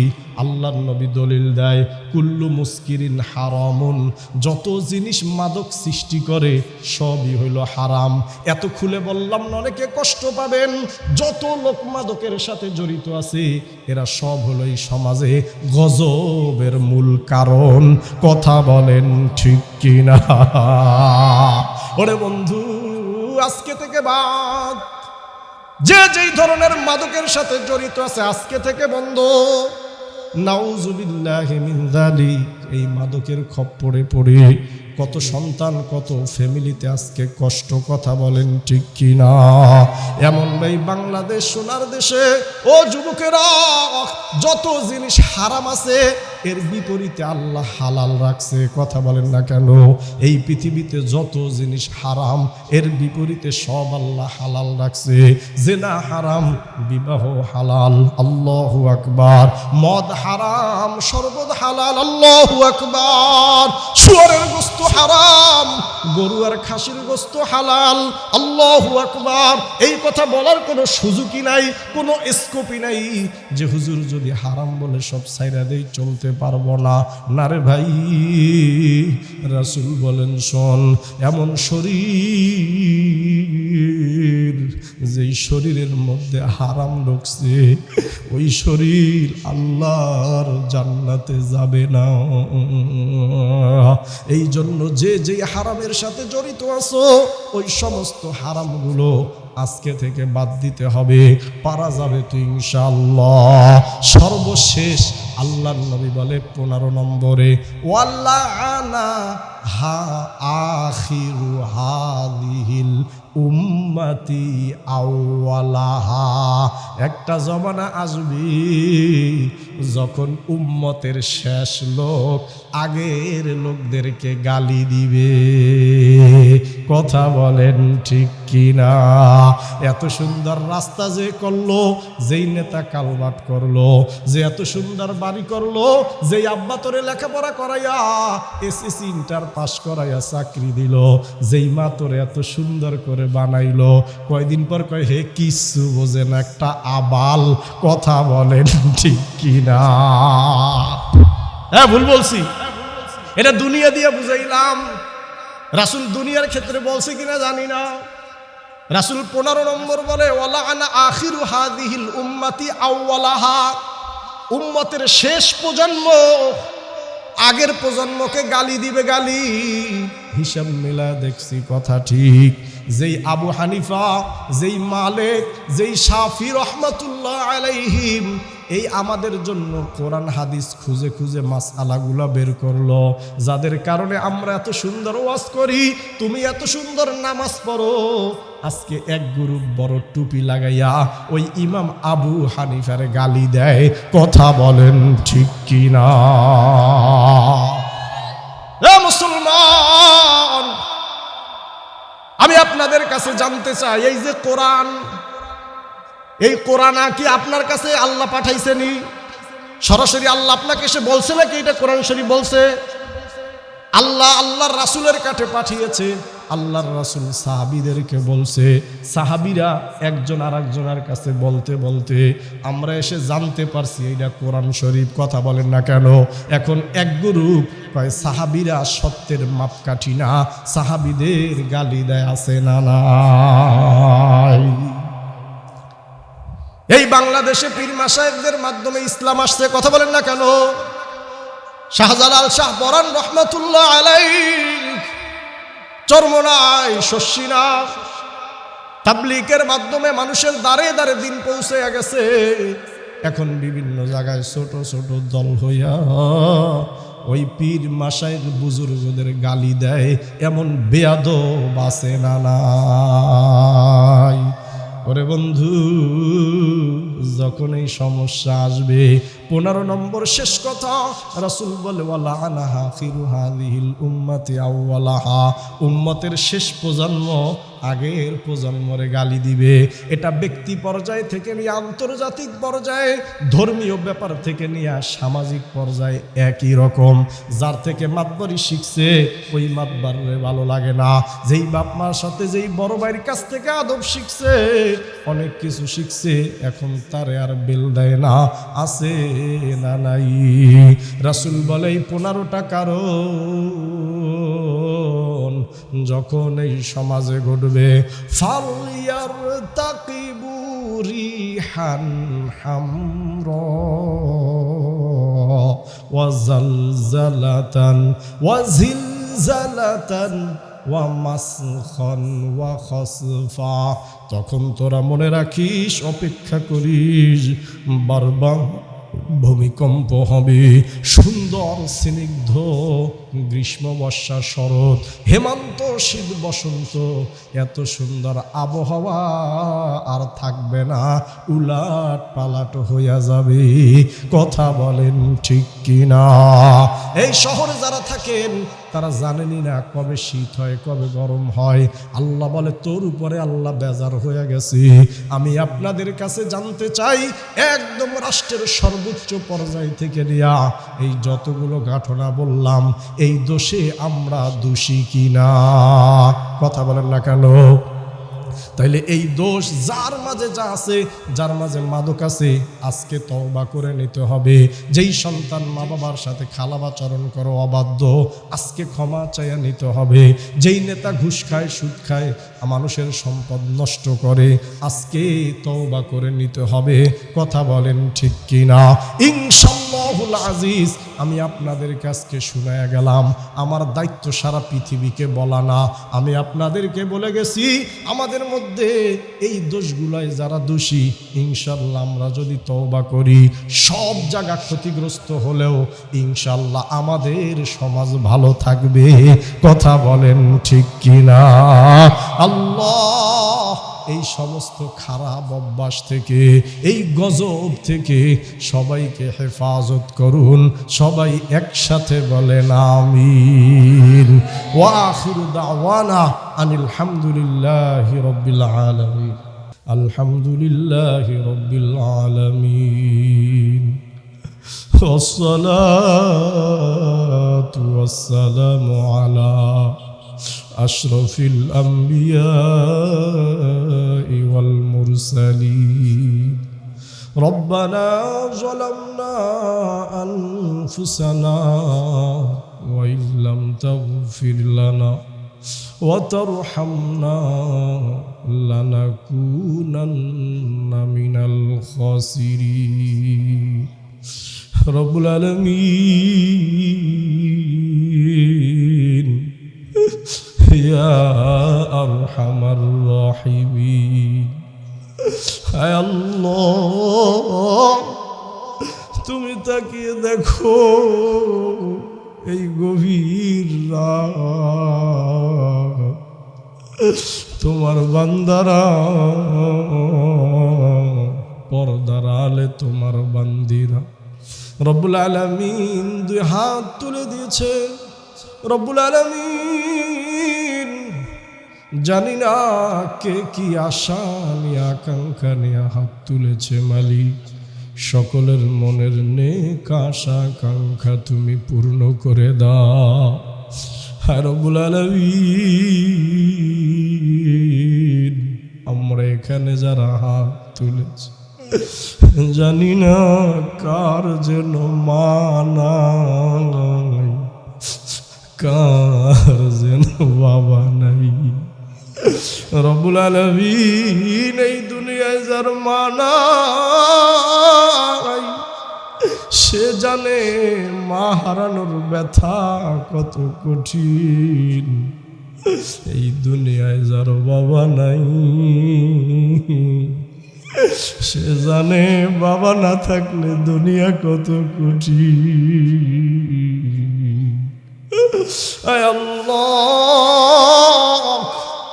কোন ভাই, কোন বন্ধু, কোন যুবক, কোন আলেম, কোন হাফেজ কোরআন পর্দার আলে আমার কোন মা, কোন বোন যেন মা বাবাকে হারায় কান্দি। রব্বুল আলামিন কে যেন বিবিকে হারায়া কান্দে, কোন বিবি যেন স্বামীকে হারায়া কান্দি, কোন ভাই যেন বোনের কথা মনে করে কান্দে, কোন বোন যেন ভাইয়ের কথা মনে করে কান্দি। আয় আল্লাহ, এমন মা বাবা এখানে হাত তুলছে, আয় আল্লাহ নিজ হাতে সন্তানকে কবর দিছে মালিক। ওই মা বাবাকে দুনিয়ায় সান্ত্বনা দেওয়ার কিছু নাই। আল্লাহ, তোমার কত চোখের পানি দরকার, তুমি তাকে দেখো। আজকে এই মিয়া বাজারের জমিন কান্নার জমিন, এলাকার ময় মুরব্বীদের চোখে পানি। আল্লাহ, যেই যুবককে 100 পিটুনি দিলে কাঁদতো না, ওই যুবক কার কথা মনে করে যেন কান্দে। এখানে কত ভাই আসছে, বন্ধু ছিল, এক জায়গায় মাহফিলে যাইতো, আজকে বন্ধু নাই। রব্বুল আলামিন কত বছর ধরে মাহফিল হয়, এই মাহফিলে কত ময় মুরব্বী ছিল, আজকে নাই। আয় আল্লাহ, আমাদের চোখের পানি দিয়া তাদের কবরের আগুন নিভায়া দাও। আদর করিয়া মানুষ আল্লাহ বানাইয়া কেমনে দিবা জাহান্নামে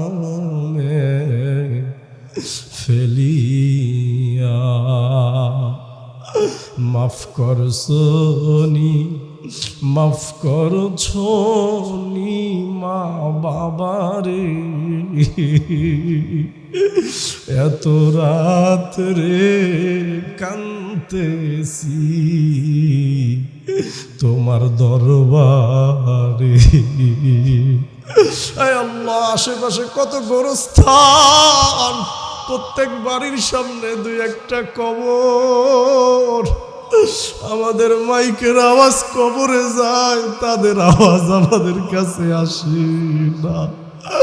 আয় আল্লাহ, কবরে কে যেন কি কষ্টে আছে, কে যেন সন্তানের দিকে তাকায়া ডাকতেছে,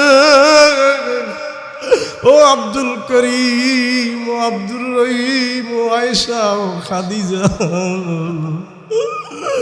আমি দুনিয়ায় তোরে রাইখা আসছি, আমার জন্য কিছু পাঠা। আল্লাহ, যদি মা বাবা ভাই বোন আপনজন থাকতো, যা চাইতো তা দিত। আয় আল্লাহ, আজকে দেওয়ার মতো কিছু নাই, তুমি তাকায় দেখো, 2 ফোঁটা চোখের পানি দিলাম। এই চোখের পানি কবরের আগুন নিভায়া দাও। এই মাহফিলে কত ভাই বোন, কত মা বোন, কত লোক টাকা দিল, পয়সা দিল, শ্রম দিল, মেধা দিল, উপস্থিত হলো মালিক। যে যে আশা নিয়ে আকাঙ্ক্ষা নিয়ে মাহফিলে শরীক হইছে, আল্লাহ সকলের মনের নেক আশা আকাঙ্ক্ষা পূর্ণ কইরা দাও। খাস করে আল্লাহ এই মাহফিল কমিটি বৃন্দ, দুনিয়ার কোনো আশায় না। অনেকের কাছে গেছে, মন খারাপ করছে, তারা কষ্ট পায় নাই। দিনের স্বার্থে আল্লাহ শ্রম দিল, অর্থ দিল, মেধা দিল, বুদ্ধি দিল, উপস্থিত হইল। কত ময় মুরব্বী আজকে এই জায়গায় আসছে। আল্লাহ, যার হাত খানা পছন্দ হইয়া যায়, সে উসিলায় কবুল কইরা নাও। রব্বুল আলামিন, আমাদের মধ্যে আমরা যারা হাত তুলেছি, মা বোনেরা হাত তুলেছে, অনেকে অসুস্থ। আল্লাহ, সবাইকে তুমি পরিপূর্ণ সুস্থ করে দাও। আয় আল্লাহ, বিছানায় আছে, হাসপাতালে আছে মালিক, সবাইকে শিফায়ে আজেলা কামেলা দায়েমা নসিব করে দাও। আয় আল্লাহ, এলাকার সমস্ত ভাই বন্ধু মা বোনদের আল্লাহ আয় রোজগার কামাইয়ের মধ্যে, চাকরি নকরি ব্যবসা বাণিজ্যে, অনেক ভাই বিদেশে আছে, প্রবাসে আছে, আল্লাহ সহযোগিতা করেছে, সকলের আল্লাহ সব সহযোগিতা কবুল করে নাও। রব্বুল আলামিন, আল্লাহ, এলাকার মানুষের জান মাল ইজ্জত আবরু তোমার হাতে সুপর্দ করে দিলাম। তুমি কুদরতি নজরে হেফাজত করে নাও। আয় আল্লাহ, যত যুবক আছে বেকার, সকলের আল্লাহ কর্মসংস্থানের ব্যবস্থা করে দাও। কত বোন আছে আল্লাহ, তাদের সবাইকে আল্লাহ সুপাত্রের ব্যবস্থা করে দাও। রব্বুল আলামিন, আমাদের দোয়া মোনাজাত তোমার হাবিবের তোফাইল কবুল করে নাও। রব্বুল আলামিন, বিদায় বেলা তোমার কাছে ফরিয়াদ মালিক, আমরা তো নবীজিকে দেখি নাই, মনে বড় আশা, কেউ যদি নবীরে দেখে জাহান্নাম হারাম হইয়া যায়। আল্লাহ, স্বপ্ন যুগে তোমার হাবিবের দিদার নসিব করে দাও। আল্লাহ, টাকা নাই পয়সা নাই, আমাদের সকলের মনে আশা, আল্লাহ আমাদের মনে আশা, মক্কা যাব, মদিনায় যাব, নবীর রওজার সামনে দাঁড়াইয়া দাঁড়াইয়া সালাম দিব। আল্লাহ, কাফনের কাপড় পরার আগে মক্কার ইহরামের কাপড় নসিব করাইয়া দাও। রব্বুল আলামিন, জীবনে একবার হলেও নবীর রওজার সামনে দাঁড়াইয়া সালাম দেয়ার তৌফিক দাও। আসসালাতু ওয়াসসালামু আলাইকা ইয়া রাসূলুল্লাহ, আসসালাতু ওয়াসসালামু আলাইকা ইয়া হাবিবাল্লাহ। মিয়া বাজার এই মাহফিল থেকে রাসূল তোমায় দিল সপিলাম, নবীজির রওজা মোবারকে জানাই লাখো সালাম। মিয়া বাজার এই যুবকদের মাহফিল থেকে রাসূল তোমায় দিল সপিলাম, নবীজির রওজা মোবারকে জানাই লাখো সালাম। আয় আল্লাহ, যেদিন কিয়ামত কায়েম হয়ে যাবে, সবাই পর হয়ে যাবে, সেদিন নবীজির সুপারিশ নসিব করে দাও। আয় আল্লাহ, এই মাহফিলে এলাকার মানুষের জান মাল ইজ্জত আবরু তোমার হাতে সুপর্দ করে দিলাম, তুমি কুদরতি নজরে হেফাজত করে নাও।